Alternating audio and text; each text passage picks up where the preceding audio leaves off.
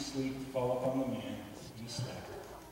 And he took one of his ribs and he closed up its place with flesh. And from the rib the Lord God had taken from the man, he made a woman. He brought her to the man. And the man said, "At last, bone of my bone and flesh of my flesh, this one shall be called woman. For out of man this one was taken.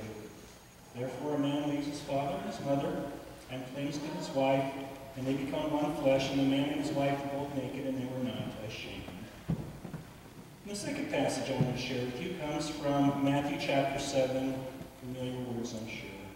Jesus' words. "Everyone then who hears these words of mine and acts on them will be like a wise man who built his house on the rock. The rains fell, the floods came, the winds blew and beat on the house, but it didn't fall, because it had been founded on the rock. And everyone who hears these words of mine and does not act on them will be like a foolish man who built his house on the sand. The rains fell, the floods came, the winds blew, and they beat against the house, and it fell flat, and great was its fall." This illustration of Jesus about the house built on sand and rock, the wise and the foolish builders, we probably know. I think I first heard it as a song in Sunday school or vacation Bible school. The foolish man built his house on the sand, the wise man built his house on the rock. The rains came, floods came up, the house on the sand fell flat, and the house on the rock stood firm. And I think that when we're children, we get the idea, easy ways don't stand in storms, while right ways, harder ways, will stand in storms. And as I was thinking about that, I was thinking about the story of the three little pigs, too. Two pigs take the easy way and build a house, one of straw, one of twigs.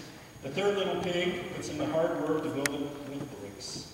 And then a storm comes of sorts, doesn't it, called the big bad wolf, who huffs and puffs and blows the straw and the twig houses down. But the brick house stands firm. Again, a type of moral tale or wisdom story about easy ways and harder right ways in life. Right ways and easy ways. I'm amazed how often we seem to forget those things or don't believe those stories and choose an easy way. An easy way in seeking a friendship, an easy way in seeking a career or a job, an easy way in seeking meaning and purpose, a life that matters, the easy way in seeking to deal with problems, the easy way in seeking a marriage that lasts. And then sooner or later, the storm comes and the big bad wolf drops by and down they come.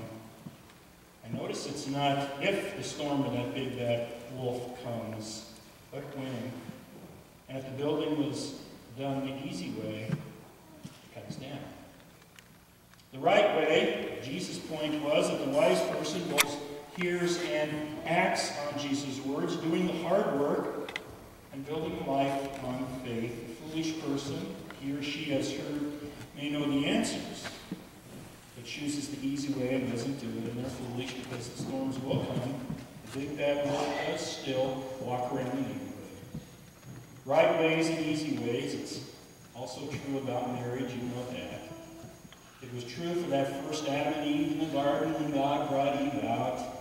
It's been true for every Adam and Eve since then. It's true for you, Adam and Eve, today. There are easy ways, they are selfish, they are fearful of change and growth, that withhold forgiveness, they're vain and self-centered. And then there are right ways, and you know that. They are harder. The ways that stand when the wind blows and the rain falls and the big bad wolf roars. They are love and faithfulness, hope and courage, change and growth, patience and forgiveness, humility and friendship. And not just knowing the answers, but doing them.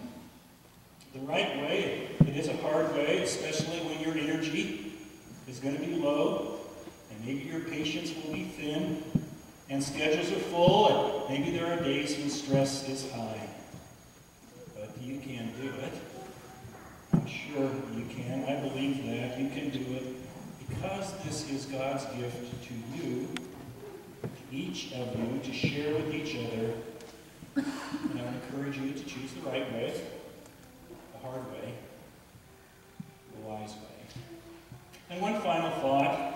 As I was thinking about this, it seems to me that the the right way isn't just about standing after the storm, not about just being safe and secure when the big bad wolf roars, but I think it's about something else too.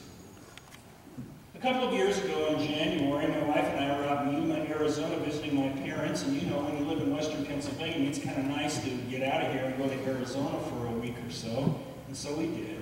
And while we were visiting my parents, Gene and I came to really enjoy the sunsets out there. The variety of colors in the vast desert sky was absolutely beautiful.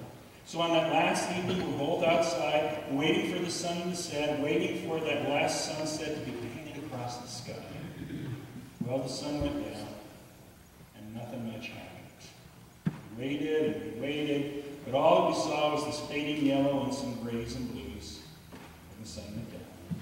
Needless to say, we were disappointed. I then went around my folks' house to check my dad's cacti.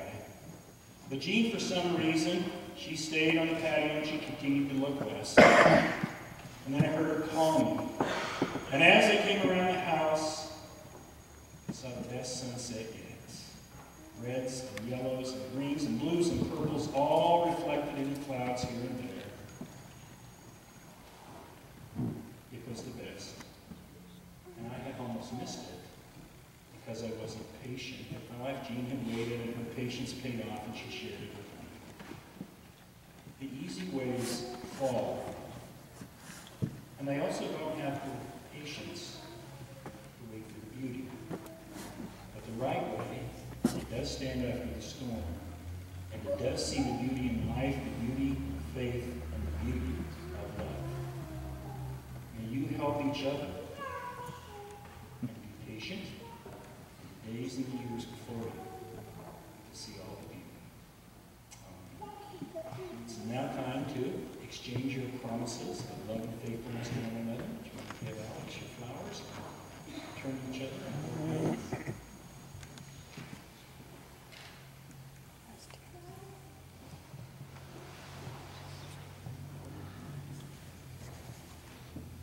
Kyle, please repeat after me. Before God and His witnesses, I, Kyle, take you, Brooke, to be my wife. And I promise to love you and to be faithful to you as long as we both shall live. Brooke, please repeat after me. Before God and His witnesses, I, Brooke, take you, Kyle, to be my husband. And I promise to love you and to be faithful to you as long as we both shall live. Now,